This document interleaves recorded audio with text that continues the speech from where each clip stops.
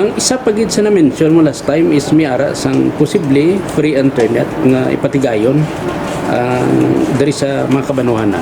Pwede mo masugira naton pumuluyo? Bilang Second Vice District Governor sang Lions Club International, we had coordinated with a Korean firm, Art B, no? Okay. Local firm nila nga Art B. I forgot the name of the Korean firm who was willing to give us a free internet connection in the different municipalities and public places in the province of Iloilo. I had a copy of the MOA. It is now in the Provincial Legal Office. Kag nagbisita kami diri sa aton gobernador through Dr. Raul Vanyas together sa aton nga mga tawag sini mga in charge sa ICTMO, kag nag-conduct sila sang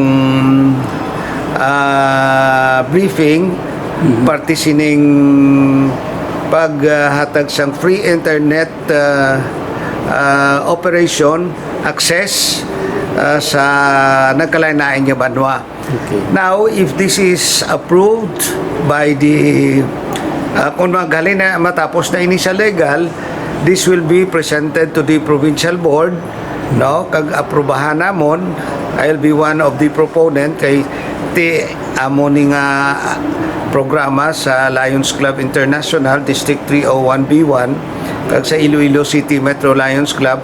So once this is approved, together with the other board members and the Lions Club, we will spearhead the possible installation of these internet connections in the different municipalities. So we will involve also the board members.